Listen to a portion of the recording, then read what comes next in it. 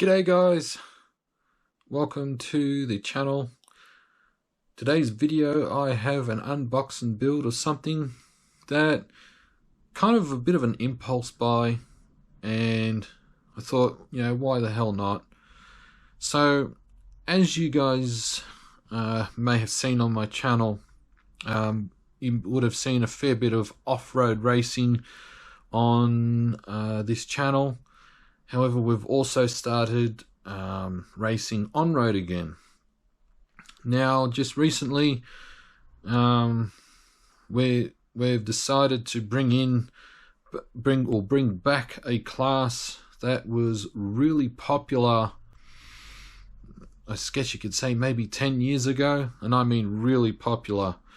And it is the Tamiya Mini class, what we call the Mini class. And the Mini class was really based on the Tamiya M chassis, and the M chassis is basically based around smaller cars, more true scale cars. And there's some of the best racing I've had over the years, or most fun, was in the Mini class. My very first car was a Tamiya M03. And it had the Rover Mini Cooper shell, and I got a M05 Pro, and I've got an M07 concept, and came across another kit, and it is the Tamiya M06 Lotus Europa, Lotus Europa Special. That's it.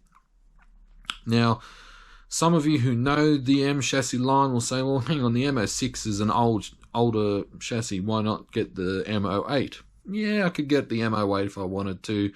However, the price that I got this particular kit for I couldn't pass it up.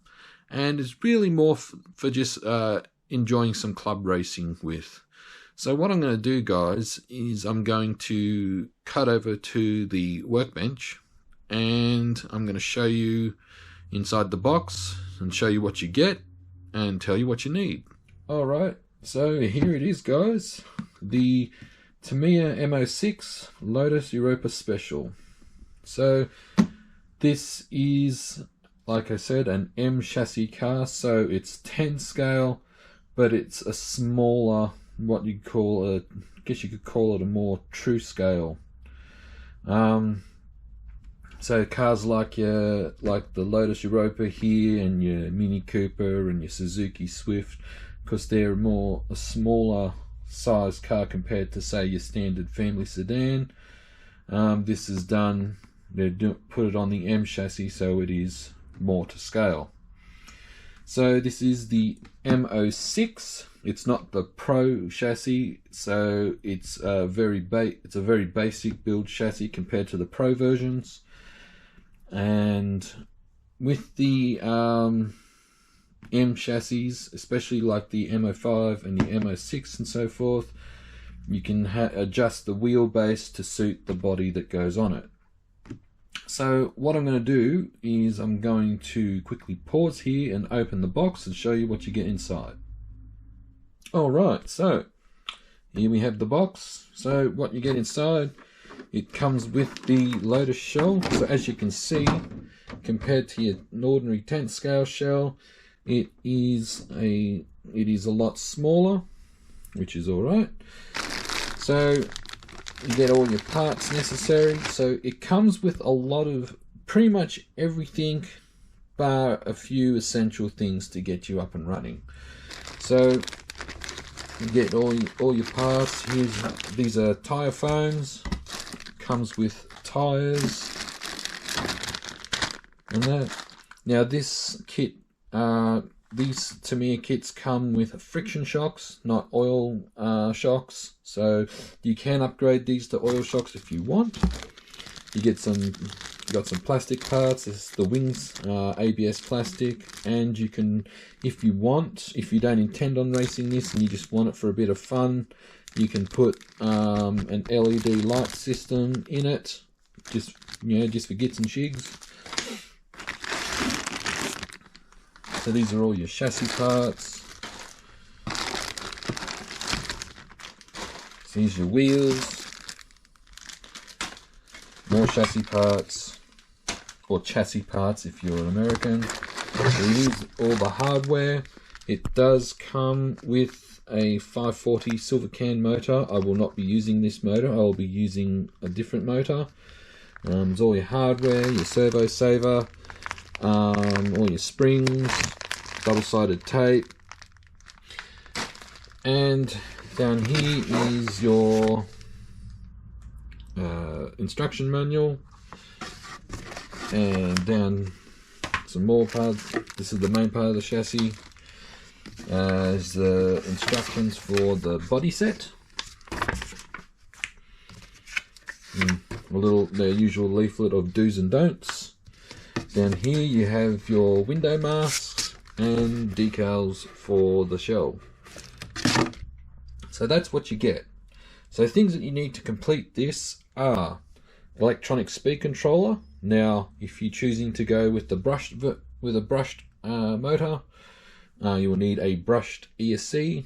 If you're not going to use that motor or any other brushed motor, you will need and you want to go brushless, then obviously you need a brushless motor and brushless ESC. You also need a steering servo, a receiver, and a battery pack to get it up and running. Also, as I seem to somehow forget, you also need paint for the shell, polycarbonate paint to be more precise. So that's what you get. One of the things I am going to be putting on this kit, if I can just get it, I have a ball bearing kit, because Tamiya kits, unless you get like the Pro version, they come with plastic bushings. I will not be using those. I will be using ball bearings. And instead of the 540 motor, like the silver can motor, I will be using a sport tune motor. This motor I've had for quite a while, so you can tell from the label. However, it is still good. I'll be using that. So that's what you get. Went through what you need. So what I'm going to do now, guys, is I am going to set it up on time lapse, and we're going to build this thing.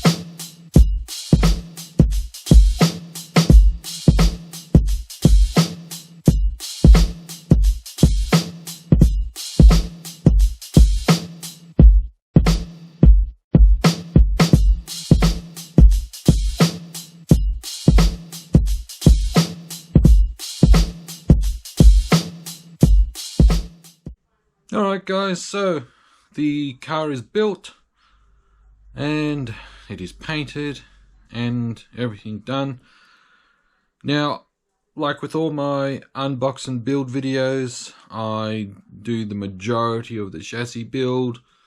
Probably do about 95% of the build. I don't bother to show the painting of the shell and so forth, it's just too time consuming.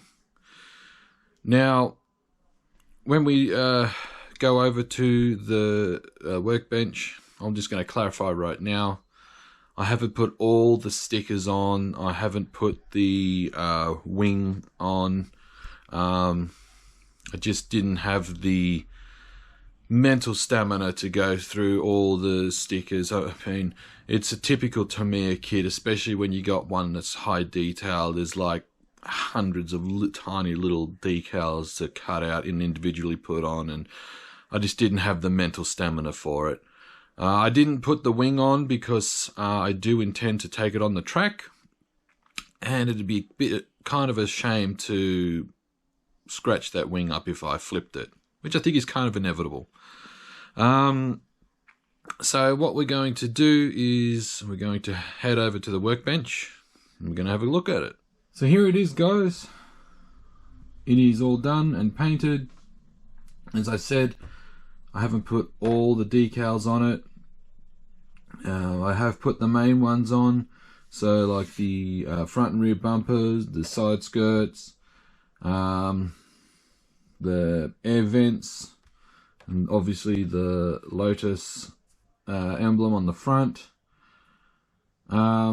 Some of the other decal, I tried to put the front light decals on, but holy moly, those things, I don't know how you're supposed to get those in there, into the light, into the recess of the body there, but they reckon you can, but I was just starting to rage trying to do it, so I didn't bother. Very nice kit to put together. There were a few things I didn't like, which I'll get to shortly. I didn't do the white that they recommended. I just thought white was a bit too plain. I decided to go with a Tamiya metallic green. Comes across quite nicely as you move it around in the light there. So yeah, it came across nice. Like I said, it was a nice build. There was a few little things that I thought were a bit odd, but I mean, it is a typical Tamiya kit.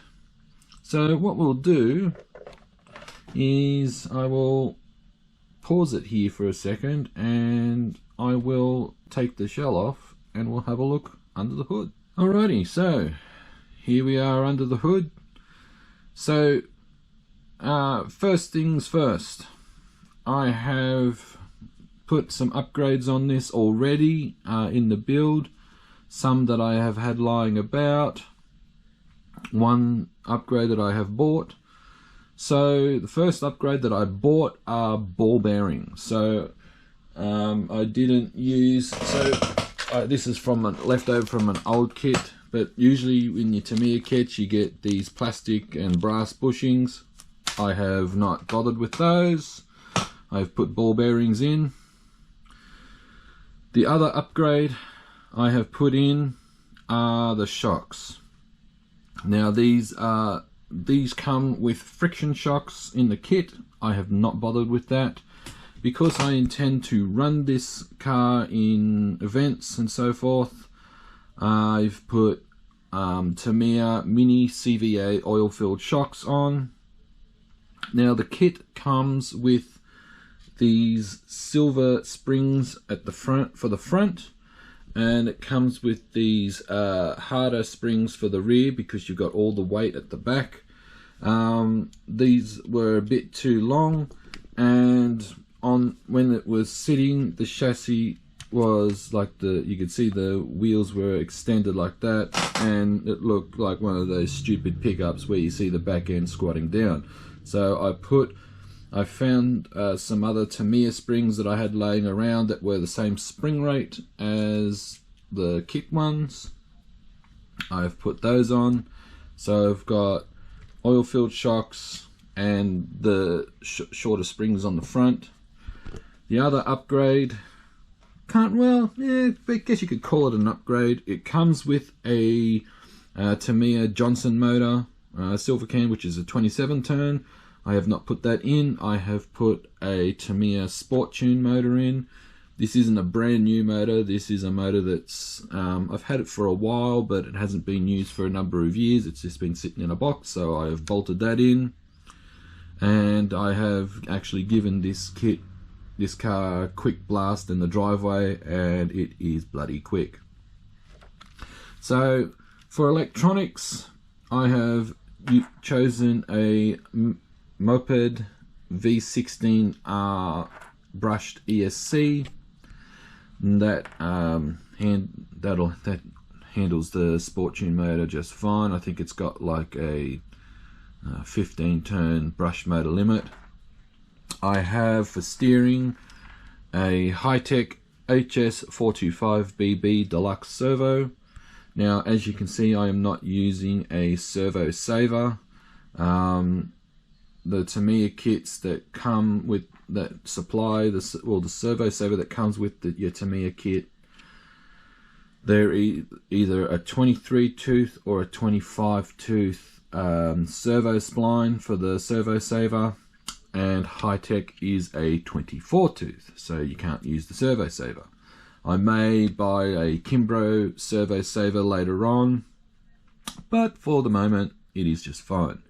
If you're wondering what the 3M dual lock is for, that is to mount a transponder to, should I want to race this, which I think I will later on. I will not use this body for racing though, so it'll be a different shell. And I'm using, oh great, I haven't got my radio here. Okay, so I have a FlySky GT3C radio. I usually would use my Futaba radio, however I didn't have any receivers laying around that I could use, so at the moment I'm just using my FlySky radio and it works just fine. Now, one of the cool things with this kit, it comes with soft rear tires, so for grip, because being rear wheel drive you want that extra grip at the rear so you're not constantly spinning out. They seem to work pretty good on concrete. Not sure how it will go on the 10 sport courts, that will remain to be seen. And it just comes with standard compound tires for the front. Now, the one thing I didn't like about this kit was the steering crank system. Now, typical Tamiya fashion, it comes with slop. The problem is, with that slop, what was happening is the little arm here for the steering arm that you can adjust your toe with, what was happening, it was touching the bottom of, I'll just use this, it was touching the bottom of the chassis. I can't really see it too well because it's all black, and like this was just flapping about. So what I had to do is, funnily enough, these are actually off one of my 8-scale buggies. These are shims for adjusting your wheelbase and that on an 8-scale buggy, and they're plastic, so I was able to remount the hole for the little cap that goes through that holds the bearing and the bell crank in place. I used a 1mm shim underneath to raise that up, and so it doesn't slop about and it doesn't catch on the chassis there. So yeah, that's probably the one thing I didn't like about this build.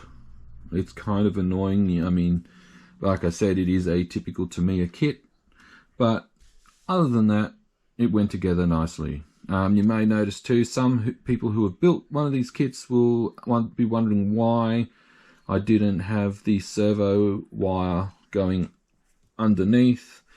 I just couldn't be bothered, to be honest. Doesn't really make things difficult for battery changes. It's got plenty of flex.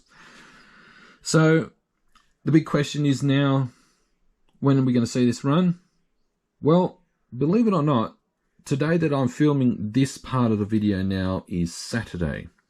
Tomorrow I have an on-road club day. So I will be giving this a run. I won't be racing it, but I'll just be giving it a run on the track. And I'll be giving it a run tomorrow. So hopefully I will have one video after the other. Hopefully. So I hope you've enjoyed this video, guys. If you have any questions about the car, the electronics, anything, I'll do my best to comment and reply back to your comment. And until then, guys, enjoy your hobby and cheers.